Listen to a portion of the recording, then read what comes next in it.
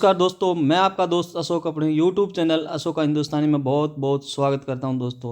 दोस्तों हम पढ़ रहे हैं प्राचीन भारत का टॉपिक है बौद्ध धर्म। इसका एक पार्ट हमने पढ़ लिया है और बौद्ध धर्म का नेक्स्ट पार्ट है सेकंड पार्ट, इसकी हम शुरुआत कर रहे हैं। तो बिना कोई देरी किए शुरुआत करते हैं दोस्तों। बहुत ही ध्यान से पढ़ना और ये आगे के जो शब्द हैं वो थोड़े टफ हैं, तो इनको बहुत ही ध्यान से सुनना। और शुरुआत करते हैं दोस्तों। आरंभिक पाली साहित्य को 3 भागों में विभाजित किया जा सकता है। जो प्रारंभिक पाली साहित्य है उनको कितने भागों में विभाजित किया जा सकता है? 3 भागों में। सूत पिटक, विनय पिटक, अभिधम पिटक। जो सूत पिटक है वो बुद्ध के उपदेशों का संकलन है। ये बात आपको याद रखनी है कि सूत पिटक है उसमें क्या है, बुद्ध के उपदेश हैं उनका संकलन किया गया है, यानी उनके उपदेशों को इकट्ठा किया गया है। सूत पिटक में क्या किया गया? यही बौद्ध साहित्य का मुख्य पार्ट है। सूत पिटक, विनय पिटक और अभिधम पिटक, इनको जरूर याद रखना है। तो सूत पिटक में क्या है? उपदेशों का संकलन है। जो उपदेश दिए महात्मा बुद्ध ने उनके उपदेशों का संकलन किस में है? सूत पिटक में। विनय पिटक भिक्षु संघ के नियम, यानी जो बौद्ध धर्म के अंदर भिक्षु थे उनके नियम क्या थे, वो विनय पिटक में है। विनय का मतलब नियम। और अभिधम पिटक यानी धम्म संबंधी दार्शनिक विवेचन। धम्म क्या है? यही धर्म को धम्म कहा गया है। और उनसे संबंधित जो दार्शनिक विवेचन था, जो दार्शनिक विचार है, वो अभिधम पिटक में याद रह जाएंगे।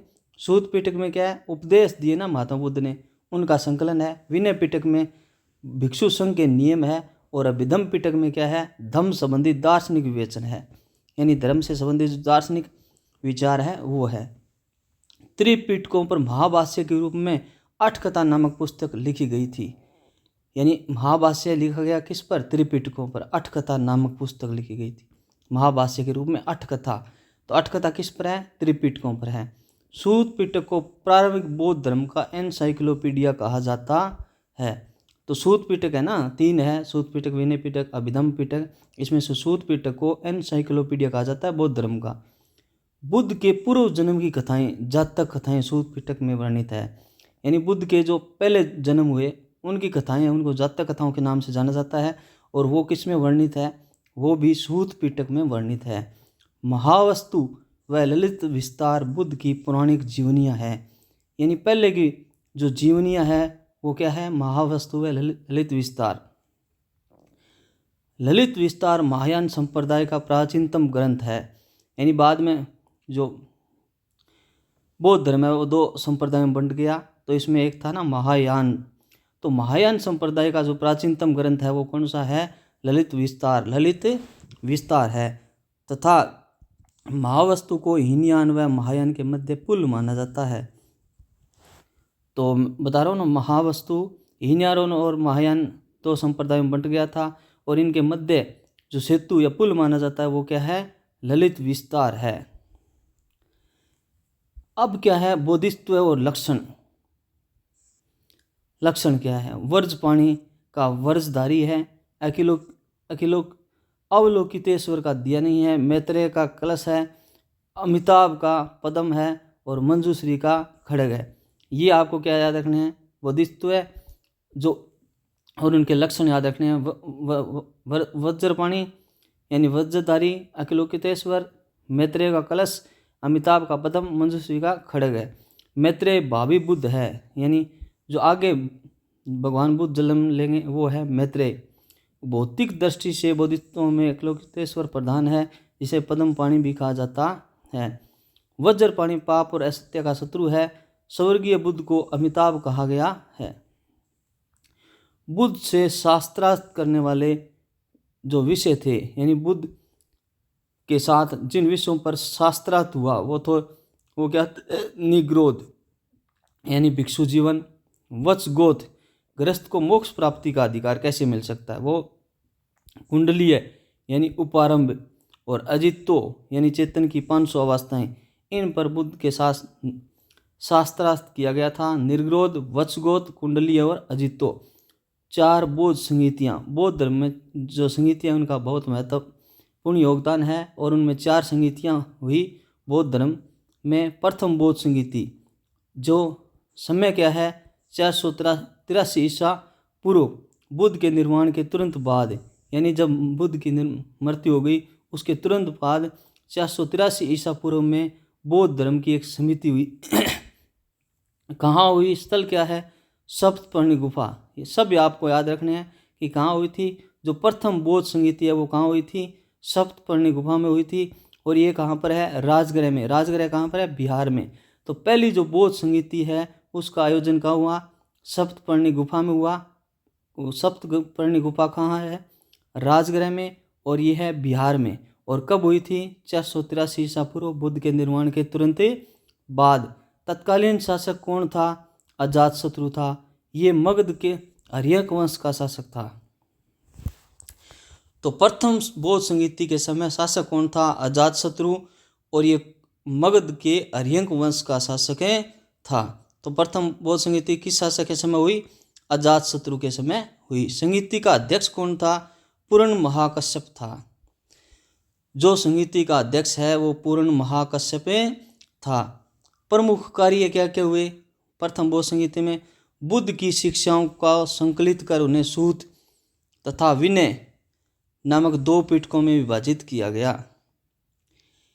प्रथम बौद्ध संगीति के समय क्या काम हुआ, जो सूत पिटक है और विनय पिटक है उनको विभाजित किया गया, अलग अलग किया गया। सूत पिटक यानी धर्म सिद्धांत है, और विनय पिटक यानी आचार नियम है, यानी इनके नियम है। जो सिद्धांत है और नियम है उनको अलग अलग किया गया, उनका विभाजन किया गया। तो सूत पिटक और विनय पिटक का विभाजन किया गया। प्रमुख कार्य था, प्रारंभिक जो बौद्ध संगीति थी, पहली बौद्ध संगीति थी जो कि अजातशत्रु के समय हुई, और उनके अध्यक्ष थे पूर्ण महाकश्यप। आनंद है वो सूत पिटक और रूपाली विनय पिटक के प्रमाण माने जाते हैं। आनंद सूत पिटक के और रूपाली विनय पिटक के प्रमाण माने जाते हैं। प्रथम संगीति में 500 भिक्षु थे, इसलिए इसे पंचशतीका कहा गया है। यानी प्रथम जो बौद्ध संगीति हुई इसमें 500 भिक्षुओं ने भाग लिया था, इसलिए इसे पंचशतीका भी कहा जाता है। द्वितीय बौद्ध संगीति, इसका समय है 383 ईसा पूर्व। पहली थी 483 ईसा पूर्व और ये है 383 ईसा पूर्व। तो 100 साल बाद, यानी प्रथम संगीति के 100 साल बाद द्वितीय बौद्ध संगीति का आयोजन हुआ, और बुद्ध के निर्वाण के 100 वर्ष बाद हुई, यानी वो तुरंत हुई। और ये 100 वर्ष बाद स्थल कौन सा था, ये था चुलवग, वैशाली में। तो पहली हुई राजगृह में और दूसरी वैशाली में। और वैशाली के अंदर कहाँ, चुलवग। तत्कालीन शासक कौन था, कालाशोक या काकवर्ण, जो शिशु नागवंश का था। तो प्रथम बौद्ध संगीति है उसमें राजा था अजातशत्रु, और जो द्वितीय बौद्ध संगीति है उसमें राजा था कालाशोक या काकवर्ण, शिशु नागवंश का। संगीति का अध्यक्ष पहले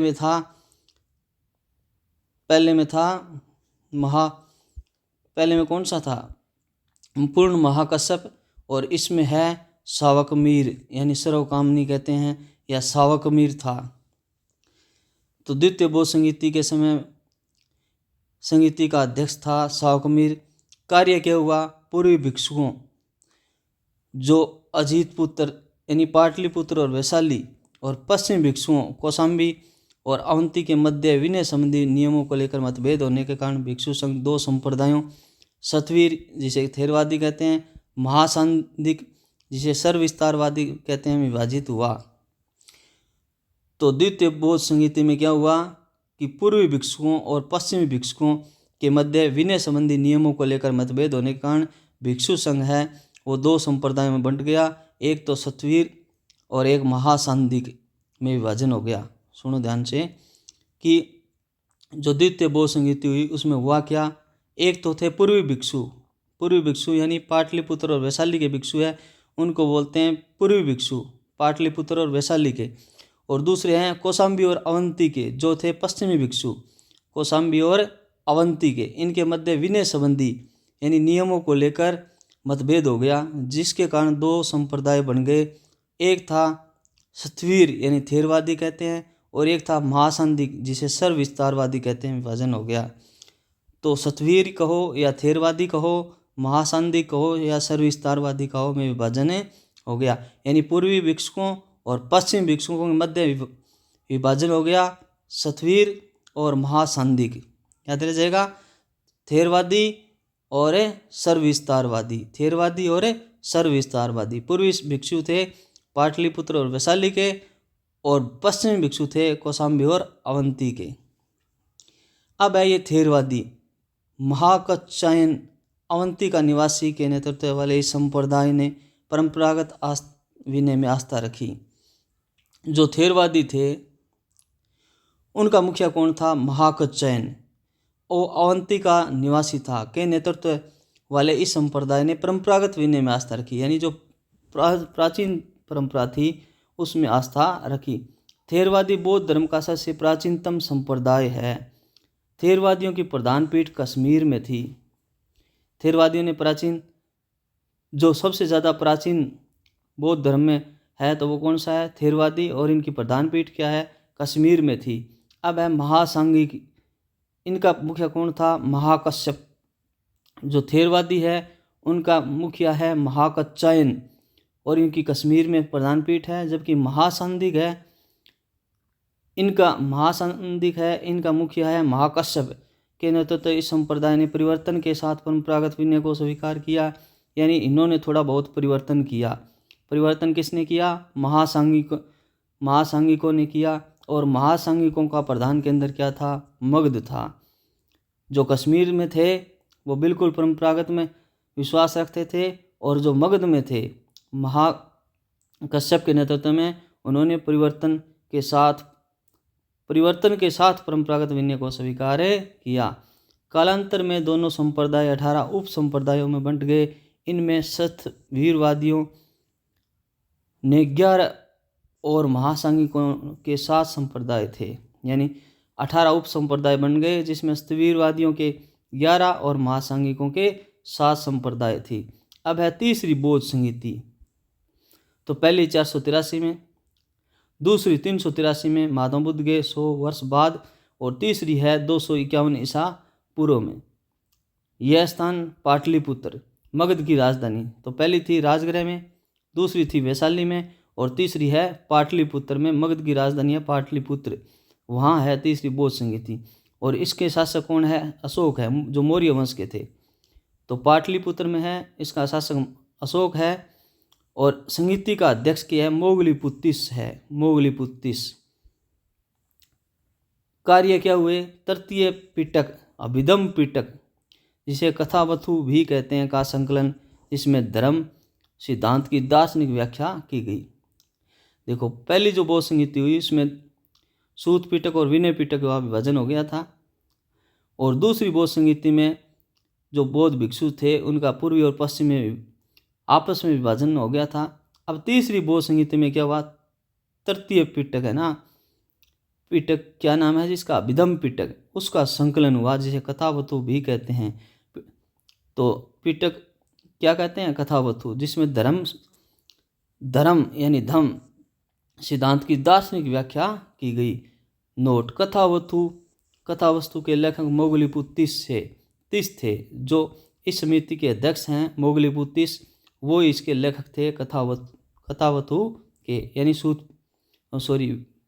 ये पिटक के।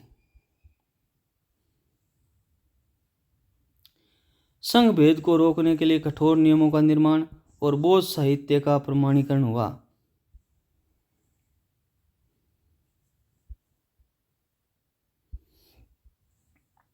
नोट: तीसरी बौद्ध संगीति में थेरवादियों का प्रभुत्व था। 30 थेरवादी थे। तीसरी बौद्ध संगीति का उल्लेख एकमात्र भारतीय पुस्तक क्या नाम है जिसका? सामंतपाशादिका में मिलता है। जो तीसरी बौद्ध संगीति है उसका भारतीय एकमात्र ही पुस्तक है जिसमें उसका उल्लेख मिलता है, वो है सामंतपाशादिका। जो 5वीं सदी में बुद्ध घोष द्वारा रचित है। तो सामंतपाशादिका किसने रची? बुद्ध घोष ने। इसके अलावा सिंहली बौद्ध ग्रंथों, दीपवंश और महावंश में इसका उल्लेख मिलता है। अशोक के अभिलेखों में तृतीय बौद्ध संगीति का उल्लेख नहीं मिलता। यानी अशोक स्वयं इस समय कहते हैं कि अशोक के समय इस बौद्ध संगीति का आयोजन हुआ, परंतु अशोक के अभिलेखों में इसका कोई चर्चा नहीं मिलती। इम्पोर्टेंट बात है। 60,000 पथ भ्रष्ट भिक्षुओं को इस सभा द्वारा निष्कासित किया गया। अब है चतुर्थ बौद्ध संहिता, जो प्रथम शताब्दी ईस्वी में हुई, पहली शताब्दी में हुई। ये कहाँ हुई? कुंडलवन कश्मीर में हुई। कुंडलवन कश्मीर में हुई। पहली हुई थी राजगृह में, दूसरी वैशाली में, और तीसरी हुई थी अशोक के साम्राज्य में। कहाँ पर? अशोक के साम्राज्य में, पाटलिपुत्र में। और चौथी है वो हुई है कुंडलवन कश्मीर में। और इसके अध्यक्ष कौन है? समिति के अध्यक्ष वसुमित्र हैं। और इसके उपाध्यक्ष भी है अशोक घोष। चौथी के अध्यक्ष अलग हैं, वसुमित्र, और उपाध्यक्ष हैं अशोक घोष। और शासक थे कनिष्क, जो कुषाण वंश के थे। कनिष्क थे जो कुषाण वंश के थे। अब कार्य क्या हुआ? बौद्ध ग्रंथों को कठिन अंशों पर संस्कृत भाषा में विचार विमर्श करने के पश्चात उन्हें विभाषा शास्त्र नामक टीकाओं में संकलित किया गया। विभाषा शास्त्र के लेखक कौन है? वसुमित्र है। याद रखना, बौद्ध ग्रंथों के कठिन जो अंश थे उनको संस्कृत भाषा में विचार विमर्श करने के पश्चात उन्हें विभाषा शास्त्र नामक टीकाओं में संकलित किया गया, यानी टीका लिखी गई विभाषा शास्त्र। और विभाषा शास्त्र के लेखक कौन है? वसुमित्र हैं। बौद्ध धर्म का दो संप्रदायों हीनयान और महायान में विभाजन हो गया। हीनयान और महायान में विभाजन कब हुआ? चौथी बौद्ध संहिता के समय। नोट: थेरवादी हीनयानी कहलाए और महासांगिक या सर्वविस्तारवादी महायानी कहलाए। जो पहले विभाजन हुआ था दूसरी समिति के समय, वही थे थेरवादी, वो अब हीनयानी कहलाए। और महासांगिक या सर्वविस्तारवादी जो महायानी कहलाए। चतुर्थ बौद्ध संहिता पर महासांगिकों यानी महायान का प्रभाव था। हीनयान व महायान संप्रदाय। हीनयान के न्याय बुद्ध को एक महापुरुष मानते हैं, भगवान नहीं मानते। याद रखना, हीनयान के जो न्याय बुद्ध को एक महापुरुष मानते हैं, भगवान नहीं मानते। हीनयानी निम्न मार्गी व रूढ़िवादी थे। यह व्यक्तिवादी धर्म था। इसमें व्यक्ति स्वयं के निर्माण हेतु प्रयासरत रहता है, अन्य के कल्याण हेतु प्रयासरत नहीं रहता। हीनयानी जिसे क्या कहते हैं? थेरवादी भी कहते हैं। हीनयान मूर्ति पूजा व भक्ति में विश्वास नहीं रखते, ना ही तो मूर्ति पूजा करते और ना भक्ति करते। हीनयान का आदर्श अनंत पद को प्राप्त करना है। हीनयान को श्रावक यान भी कहते हैं। हीनयान श्रीलंका, बर्मा, जावा में फैला। हीनयान कहाँ फैला? श्रीलंका, बर्मा और जावा में फैला। कालांतर में हीनयान भी दो भागों में बंट गया। हीनयान एक तो था वैभाषिक और एक था स्वतांत्रिक। तो वैभाषिक और स्वतांत्रिक कौन सा है? हीनयानी यानी थेरवादी। वैभाषिक मत की उत्पत्ति कश्मीर में हुई और पाश्चात्य वैभाषिक मत का केंद्र गांधार था। यानी वैभाषिक मत की उत्पत्ति कहाँ हुई? वैभाषिक मत की उत्पत्ति कश्मीर में। और पाश्चात्य यानी पश्चिमी का जो वैभाषिक केंद्र था वो गांधार था। वैभाषिक के गुरु कौन थे? वसुमित्र, बुद्धदेव, धर्मत्र और घोषक आदि थे। वैभाषिक के गुरु थे वसुमित्र, बुद्धदेव, धर्मत्र और घोषक। वसुमित्र, बुद्धदेव, धर्मत्र और घोषक। स्वतांत्रिक सिद्धांत की स्थापना कुमार लब्ध ने दूसरी शताब्दी में की थी। स्वतांत्रिक की स्थापना किसने की? कुमार लब्ध ने की थी। स्वतांत्रिक मत का मुख्य आधार सूत पिटक है, इसलिए स्वतांत्रिका कहा जाता है। स्वतांत्रिक चित्त और ब्रह्म जगत दोनों के अस्तित्व में विश्वास करते हैं। जो स्वतांत्रिक है वो चित्त और ब्रह्म जगत दोनों में विश्वास करते हैं। वैभाषिक मत पर वसुबंधु ने अभिधम कोश लिखी। तो जो वैभाषिक मत था उस पर वसुबंधु ने अभिधम कोश लिखी। अभिधम कोश वसुबंधु की, अभिधम कोश वसुबंधु। अभिधम कोश को अभी तक बौद्ध धर्म का एक महत्वपूर्ण विश्वकोश माना जाता है। वसुबंधु ने अपने जीवन के अंतिम चरण में वैभाषिक मत छोड़कर योगाचार मत को अपना लिया। याद रखना, वैभाषिक मत पर अभिधम कोश लिखा वसुबंधु ने।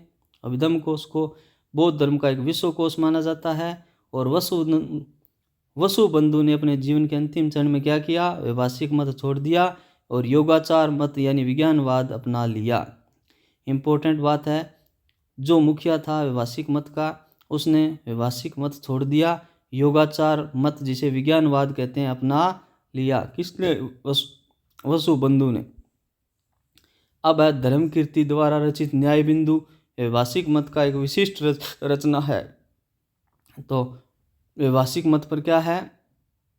धर्मकीर्ति द्वारा रचित न्याय बिंदु है। धर्मकीर्ति को स्ट्रेचबात्स्की ने भारत का कांट कहा है। जो एक विदेशी विद्वान है स्ट्रेचबात्स्की, इसने भारत का कांट किसे कहा है? धर्मकीर्ति को कहा है, जिन्होंने न्याय बिंदु लिखा। तो भारत का कांट कौन है? धर्मकीर्ति। किसके अनुसार? स्ट्रेचबात्स्की के अनुसार। 5वीं शताब्दी में बौद्ध धर्म को महान टीकाकार बुद्ध घोष ने विशुद्धि मग यानी विशुद्धि मार्ग नामक ग्रंथ की रचना की।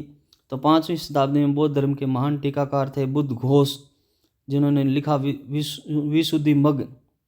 बुद्ध घोष का क्या है? विशुद्धि मग।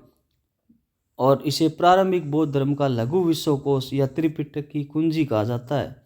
याद रखना इम्पोर्टेंट, बुद्ध घोष ने लिखा विशुद्धि मग, और ये क्या है? प्रारंभिक बौद्ध धर्म का लघु विश्वकोश। लघु विश्वकोश है और त्रिपिटक की कुंजी भी कहा जाता है। त्रिपिटक की कुंजी क्या है? विशुद्धि मग। किसने लिखा? बुद्ध घोष ने, जिसे लघु विश्वकोश भी कहा जाता है। बुद्ध घोष हीनयान संप्रदाय के थे। बुद्ध घोष किसके थे? हीनयान संप्रदाय के थे। हीनयान संप्रदाय के अनुसार 5 बुद्ध है। हीनयान संप्रदाय 5 बुद्ध मानते हैं। एक तो है कुकुछंद, एक है कनकभुंज, कश्यप, शाक्य मुनि जिसे गौतम बुद्ध कहते हैं, और मैत्रेय भावी बुद्ध यानी जो भविष्य में जन्म लेंगे वो है। कौन मानते हैं? हीनयान संप्रदाय के अनुसार कुकुछंद, कनकभुंज, कश्यप, शाक्य मुनि और मैत्रेय। अंतिम बुद्ध कौन होंगे? सामंत भद्र होंगे। महायान, इसकी स्थापना नागार्जुन ने की। जो महायान शाखा है उसकी स्थापना किसने की? नागार्जुन ने की। बौद्ध धर्म के संत पोल हैं। कौन? नागार्जुन। महायान का अर्थ है उत्कृष्ट मार्ग। महायान संप्रदाय ने धर्म के नियमों को समय अनुसार परिवर्तित किया। महायान का उदय आंध्र प्रदेश से माना जाता है। महायान संप्रदाय के जो लोग थे उन्होंने समय के अनुसार अपने आप में परिवर्तन कर लिया और इनका उदय है आंध्र प्रदेश से माना जाता है। हीनयान व्यक्तिवादी है, जबकि महायान में पर सेवा पर जोर दिया गया है। हीनयान के सभी ग्रंथ पाली भाषा में लिखे गए, जबकि महायान के ग्रंथ संस्कृत भाषा में लिखे गए। ये अंतर याद रखना। हीनयानी जो रूढ़िवादी थे उनकी भाषा पाली थी, जबकि महायानी जिन्होंने परंपरागत विनय के साथ थोड़ी बहुत अपने में परिवर्तन किया उनकी भाषा संस्कृत थी। तो महायानी बुद्ध को ईश्वर का अवतार मानते हैं, जबकि उसकी पूजा करते हैं। बुद्ध की मूर्ति पूजा का आविर्भाव महायान संप्रदाय से ही हुआ। यानी बुद्ध की मूर्ति पूजा किसने शुरू की? महायान के लोगों ने की। बुद्ध संभवतः पहले मानव थे जिनकी मूर्ति पूजा की गई। यानी बुद्ध ही पहले थे जिनकी मूर्ति पूजा की गई। महायान का आदर्श क्या है? बुद्धित्व है, जबकि हीनयान का आदर्श क्या है? अरहंत है। बोधित्व और अरहंत। तो जो महायान के लोग वो क्या मानते हैं? बोधित्व मानते हैं, जबकि हीनयान आदर्श अरहंत को मानते हैं। महायान के सिद्धांत सरल हैं। महायानी आत्मा व पुनर्जन्म में विश्वास करते हैं। बौद्ध धर्म वैसे आत्मा व पुनर्जन्म में विश्वास नहीं करते, अपने पहले पढ़ करके आए हैं, परंतु महायान के सिद्धांत के अनुसार आत्मा व पुनर्जन्म में विश्वास करते हैं। जो महायान के संप्रदाय के लोग हैं वो महायान संप्रदाय में 10 भूमियाँ होती है। महायान का त्रिकार्य सिद्धांत है। महायान का त्रिकार्य सिद्धांत कौन सा है? संभोग कार्य, धर्म कार्य और निर्माण कार्य। संभोग कार्य, धर्म कार्य और निर्माण कार्य। कालांतर में महायान 2 भागों में बंट गया। जैसे हीनयान 2 भागों में बंटा था, वैसे महायान भी 2 भागों में बंट गया। एक तो था शून्यवाद जिसे माध्यमिक कहते हैं, एक विज्ञानवाद जिसे योगाचार भी कहते हैं। तो महायान है वो भी 2 भागों में बंट गया, शून्यवाद और विज्ञानवाद। अब शून्यवाद के प्रवर्तक दक्षिण भारत में जन्मे नागार्जुन है, और नागार्जुन ने माध्यमिकारिका लिखी। नागार्जुन ने क्या लिखी? माध्यमिकारिका लिखी। शून्यवाद के सिद्धांत को सापेक्षवाद भी कहा जाता है, और नागार्जुन को भारत का आइंस्टीन भी कहा जाता है। शून्यवाद के सिद्धांत को सापेक्षवाद और नागार्जुन को भारत का आइंस्टीन कहा जाता है। बुद्ध पालित तथा भाव विवेक ने 5वीं शताब्दी में नागार्जुन के शून्यवाद पर भाष्य लिखे। बुद्ध पालित तथा भाव विवेक ने 5वीं शताब्दी में नागार्जुन के शून्यवाद पर भाष्य लिखे। तो नागार्जुन के शून्यवाद पर भाष्य किसने लिखे? बुद्ध पालित और भाव विवेक ने लिखे। आर्य देव 4वीं शताब्दी के लेखक, बुद्ध पालित 5वीं शताब्दी के लेखक, चंद्र कीर्ति 6वीं शताब्दी के लेखक और शांति देव कमलशील शांत रक्षित शून्यवाद के प्रमुख विद्वान है। तो जो शून्यवाद था उसके विद्वान कौन कौन से हैं? नागार्जुन तो है ही है, इनके साथ आर्यदेव, बुद्ध पालित, चंद्र कीर्ति, शांति देव, कमलशील, शांत रक्षित, ये इनके विद्वान हैं। शून्यवाद के विद्वान कौन? आर्यदेव, बुद्ध पालित, चंद्र कीर्ति, शांति देव, कमलशील, शांत रक्षित, और ये इनके विद्वान हैं। विज्ञानवाद, जिसे योगाचार भी कहते हैं, की स्थापना 30वीं शताब्दी ईस्वी में मैत्रेय नाथ ने की। तो महायान जो 2 भागों में बंट गया था, शून्यवाद और विज्ञानवाद। तो शून्यवाद के मुखिया कौन? नागार्जुन। और विज्ञानवाद के मुखिया कौन? मैत्रेय नाथ। विज्ञानवाद के मैत्रेय नाथ। पेशावर के असंग तथा वसुबंधु ने इसका विकास किया। यानी स्थापना तो किसने कर दी? मैत्रेय नाथ ने कर दी विज्ञानवाद की, और इसको आगे बढ़ाया असंग और वसुबंधु ने। स्तरमती, दृढ़नाग, धर्मकीर्ति भी योगाचार मत के थे। यानी ये विद्वान भी योगाचार मत के थे, विज्ञानवाद के थे। कौन? स्तरमती, दृढ़नाग और धर्मकीर्ति। योगाचार का गुप्त काल में अत्यधिक विकास हुआ। जो विज्ञानवाद है उसका गुप्त काल में विकास ज़्यादा हुआ। वे पुल्य सूत्र महायान के सूत्रों के हिस्से हैं। इनमें महायानियों के प्रमाणित महाग्रंथ संग्रहित हैं। तो महायान संप्रदाय का सबसे महत्वपूर्ण ग्रंथ क्या है? प्रज्ञापारमिता सूत्र है। महायान संप्रदाय का सबसे महत्वपूर्ण ग्रंथ है प्रज्ञापारमिता सूत्र। इसके लेखक कौन है? नागार्जुन है। प्रज्ञापारमिता सूत्र के लेखक नागार्जुन। दृढ़नाग ने 5वीं सदी में बौद्ध न्याय दर्शन का प्रतिपादन किया। न्याय दर्शन दृढ़नाग का है। दृढ़नाग ने प्रमाण समुच्चय नामक प्रसिद्ध ग्रंथ की रचना की। तो दृढ़नाग ने क्या किया? न्याय दर्शन का प्रतिपादन किया, न्याय, और इसने प्रमाण समुच्चय नामक प्रसिद्ध ग्रंथ की रचना की। तो प्रमाण समुच्चय किसका? दृढ़नाग का। दृढ़नाग को मध्यकालीन न्याय का जनक भी कहा जाता है। तो मध्यकालीन न्याय का जनक कौन? दृढ़नाग। दृढ़नाग की अन्य रचनाएं कौन कौन सी है? न्याय प्रवेश और आलंबन परीक्षा है। दृढ़नाग की जो रचनाएं हैं वो है न्याय प्रवेश और आलंबन परीक्षा। दृढ़नाग ने क्या किया? न्याय दर्शन का प्रतिपादन किया। इन्होंने प्रमाण समुच्चय लिखा और इनको मध्यकालीन न्याय का जनक कहा जाता है दृढ़नाग को। इनकी अन्य रचनाएं क्या है? न्याय प्रवेश और आलंबन परीक्षा है। धर्मकीर्ति 7वीं सदी में ने भी बौद्ध न्याय दर्शन का प्रचार किया। इसका न्याय वैशेषिक दर्शन से टकराव हुआ। धर्मकीर्ति ने क्या किया? न्याय दर्शन का प्रचार किया। न्याय दर्शन का प्रतिपादन किसने किया? दृढ़नाग ने किया। और धर्मकीर्ति ने 7वीं शताब्दी में इसका प्रचार किया। इसका न्याय वैशेषिक दर्शन से टकराव हुआ। इसे भारतीय प्रमाण शास्त्र का विकास हुआ। इससे भारतीय प्रमाण शास्त्र का भी विकास हुआ। किससे? वैशेषिक का और न्याय दर्शन का टकराव हुआ तब। बौद्ध धर्म की प्रमुख अनुयायी स्त्रियां कौन कौन सी थी? जो बौद्ध धर्म को मानती थी ऐसी स्त्रियां कौन कौन सी थी? महाप्रजापति गौतमी सबसे पहली थी, जो बुद्ध की मौसी थी, जिसने सबसे पहले बौद्ध धर्म में प्रवेश किया था। तो महाप्रजापति गौतमी बुद्ध की मौसी, यशोधरा बुद्ध की पत्नी, नंदा प्रजापति गौतमी की पुत्री थी। यानी बुद्ध की मौसी की लड़की थी नंदा। खेमा मगध नरेश बिंबिसार की पत्नी थी। तो बिंबिसार की पत्नी थी खेमा। आम्रपाली जो वैशाली की गणिका थी। आम्रपाली जो वैशाली की गणिका थी। विशाखा अंग जनपद के भद्य ग्राम की श्रेष्ठी की पुत्री थी। अंग जनपद के भद्य ग्राम की श्रेष्ठी की पुत्री थी। विशाखा बौद्ध संघ की संरक्षिका भी बनी थी।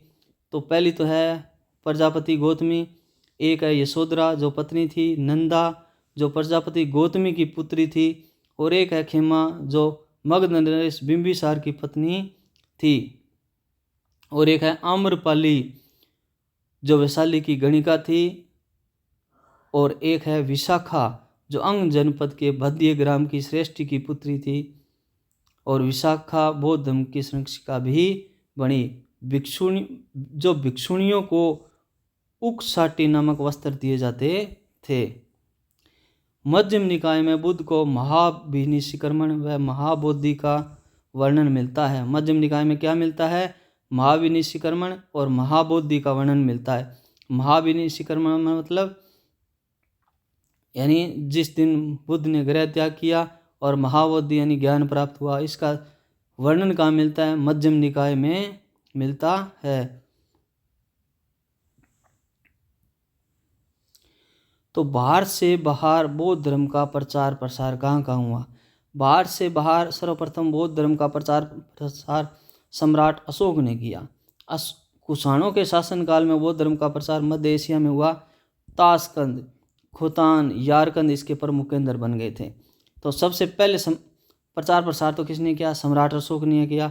और कुषाणों के काल में कहाँ हुआ? ताशकंद है, खोतान है, यारकंद है, वहाँ पर हुआ। गोमती विहार, कूची नगर भारतीय संस्कृति के प्रमुख केंद्र थे। गोमती विहार और कूची नगर। कूची में भारतीय विद्वान कुमारायण ने जीवा नामक महिला से विवाह किया। इन दोनों से कुमार जीव का जन्म हुआ।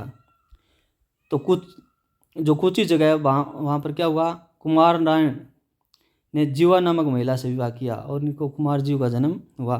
भारी संख्या में बौद्ध भिक्षु चीन गए। सबसे पहले कश्यप मतंग और धर्मरतन 67 ईस्वी के लगभग चीन के हान वंश के शासक मिंगती के दरबार में गए। याद रखना, सबसे पहले कश्यप मतंग और धर्मरतन चीन के हान वंश का शासक था मिंगती के दरबार में गए। चीनी सम्राट ने इनके रहने के लिए श्वेताश्वर विहार का निर्माण भी करवाया। श्वेताश्वर विहार का निर्माण किसके लिए करवाया था? कश्यप मतंग और धर्मरतन के लिए। और यहाँ शासक कौन थे? हान वंश के शासक थे मिंगती।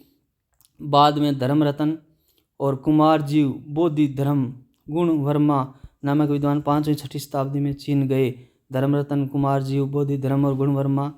शांत रक्षित, पदम संभव, कमलशील, स्थिरमती नामक विद्वान नालंदा से तिब्बत गए थे। शांत रक्षित, पदम संभव, कमलशील, स्थिरमती ये कहाँ गए? नालंदा से तिब्बत गए। शांत रक्षित को तिब्बत का महापुरोहित बनाया गया। तो शांत रक्षित थे, उनको तिब्बत का महापुरोहित बनाया गया। इसने बौद्ध धर्म को तिब्बत का राजधर्म बनाया। तिब्बत का राजधर्म बौद्ध धर्म को किसने बनाया? शांत रक्षित को, क्योंकि इनको महापुरोहित बनाया गया था। तिब्बत में प्रथम मठ बनवाया। अमोघ वर्ज नामक भिक्षु भी चीन गया, जो 746 और 774 के बीच में रहा। अमोघ वर्ज नामक बौद्ध भिक्षु चीन गया। 8वीं शताब्दी में भारतीय बौद्ध पद्म संभव ने चीन में लामा धर्म वर्जयान की स्थापना की। तो चीन में लामा धर्म की स्थापना किसने की? पद्म संभव ने की, जिसे कहते हैं लामा धर्म को कहते हैं वज्रयान। 11वीं शताब्दी में दीपंकर श्रीगान, जिसने अतिसा भी कहा जाता है, तिब्बत गए। तो 11वीं शताब्दी के अंदर दीपंकर श्रीज्ञान, जिसे क्या कहते हैं? अतिसा भी कहते हैं, एक ही नाम है। दीपंकर श्रीज्ञान कहो या अतिसा कहो, ये तिब्बत गए। अशोक के धर्म प्रचार की बदौलत श्रीलंका वासियों ने बौद्ध धर्म ग्रहण किया। अशोक के कारण श्रीलंका के जो निवासी थे उन्होंने बौद्ध धर्म ग्रहण किया। श्रीलंका में ही त्रिपिटकों को पहली बार लिपिबद्ध किया गया। श्रीलंका के अलावा बर्मा, मलय प्रायद्वीप, सुमात्रा, जावा, जिसे यव द्वीप भी कहते हैं, श्याम, थाईलैंड, कंबोज, कंबोडिया, अन्नाम में बौद्ध धर्म व भारतीय संस्कृति का प्रसार हुआ। तो श्रीलंका के अलावा कहाँ कहाँ प्रसार हुआ? मलय प्रायद्वीप, सुमात्रा, जावा, श्याम, कंबोज, अन्नाम में बौद्ध धर्म व भारतीय संस्कृति का प्रसार हुआ। कंबोडिया को चीनी भाषा में फुनान कहा जाता था। कंबोडिया को चीनी भाषा में क्या कहा जाता था? फुनान। तो दक्षिणी पूर्व एशिया में जावा यानी इंडोनेशिया का बोरोबुदुर स्थित बौद्ध स्तूप है, वो विश्व का सबसे विशाल स्तूप है। दक्षिणी पूर्वी एशिया में जावा इंडोनेशिया का बोरोबुदुर स्थित बौद्ध स्तूप है, वो विश्व का सबसे विशाल स्तूप है, जावा इंडोनेशिया बोरोबुदुर स्तूप। इसका निर्माण शैलेंद्र राजाओं ने करवाया था। आचार्य वसुबंधु ने बौद्ध धर्म के प्रसार के लिए 4वीं सदी में नेपाल की यात्रा की थी। वसुबंधु ने नेपाल की यात्रा की थी। भारत के कुछ शासक जिन्होंने बौद्ध धर्म के प्रसार में योगदान दिया वो थे अशोक है, कनिष्क है, हर्षवर्धन और पाल शासक। तो बौद्ध धर्म में प्रसार किया किसने? अशोक ने, कनिष्क ने, हर्षवर्धन ने और पाल शासक ने।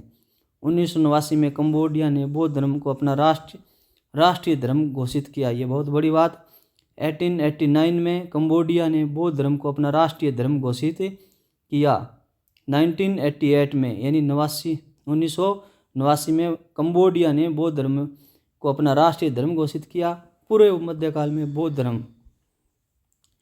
तो महायान में तंत्र मंत्र के समावेश से वज्रयान, सहजयान और कालचक्रयान का उदय हुआ। महायान में क्या हो गया? जो तंत्र मंत्र आए उससे वज्रयान, सहजयान और कालचक्रयान का उदय हुआ। वज्रयान का सर्वाधिक उत्कर्ष है वो 8वीं शताब्दी ईस्वी में हुआ। वज्रयान महायान के अत्यधिक निकट है। बौद्ध धर्म के तंत्र सिद्धांत मंजूश्री मूलकल्प या गुहा समाज में संग्रहित है। जो तंत्र सिद्धांत है वो मंजूश्री मूलकल्प में है या गुहा समाज में संग्रहित है। वज्रयान में तारा को बुध और बोधिसत्व की पत्नी माना जाता है। वज्रयान में तारा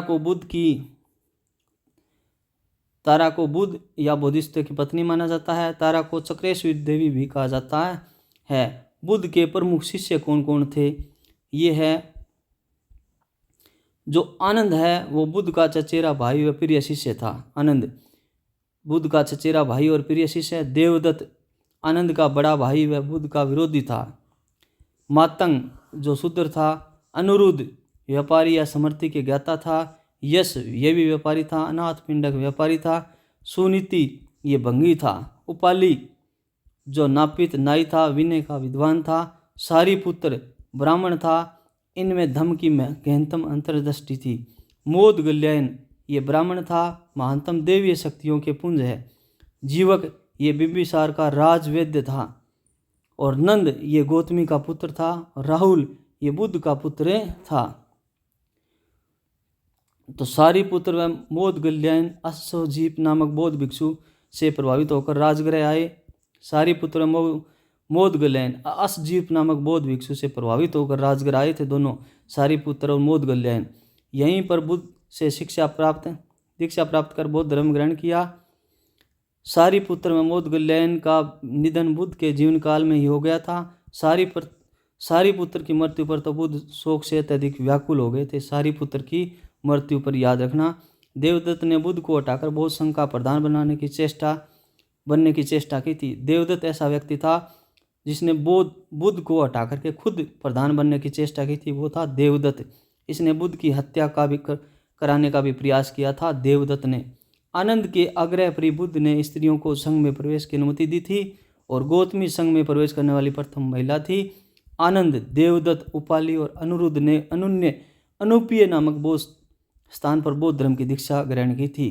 तो आनंद है, देवदत्त है, उपाली है। आनंद, देवदत्त, उपाली और अनुरुद्ध ने कौन से स्थान पर बौद्ध धर्म की दीक्षा ग्रहण की थी? अनुपीय नामक स्थान पर। पूर्व मध्यकाल में महायान का नया रूप मंत्रयान के रूप में आया था। पूर्व मध्यकाल में महायान का नया रूप मंत्रयान जो अस्तित्व में आया। मंत्रयान में बोधिसत्व को अवलोकितेश्वर की पूजा की जाती है। मंत्रयान में अवलोकितेश्वर की पूजा की जाती है। बाद में तारा की पूजा शुरू हुई। तारा संप्रदाय आज भी नेपाल व तिब्बत में विद्यमान है। अब मार है वो कामदेव जिन्होंने सिद्धार्थ बुद्ध की समाधि भंग करने का प्रयास किया था। ये भी याद रखना कि भगवान बुद्ध की समाधि को भंग करने का प्रयास किसने किया? मार ने, जिसे कामदेव कहते हैं। सरहपासिद नामक वज्र यानी सिद्ध 7वीं शताब्दी में हुआ, जिसे हिंदी का आदि कवि माना जाता है। हिंदी का आदि कवि किसे माना जाता है? सरहपासिद जो वज्रयानी थे, 7वीं शताब्दी में हुआ था। वज्रयान की ही एक शाखा में 10वीं शताब्दी में कालचक्रयान का उदय हुआ। वज्रयान की एक शाखा में 10वीं शताब्दी में कालचक्रयान का उदय हुआ। तो ओके, थैंक यू मित्रों। ये बौद्ध धर्म का अपना जो ये टॉपिक है यहीं कंप्लीट होता है। यदि दोस्तों आपको ये वीडियो है अच्छा लगे तो लाइक शेयर सब्सक्राइब करें। किसी भी प्रकार की क्वेरी हो तो प्लीज़ कमेंट बॉक्स में ज़रूर बताएं। Okay, thank you.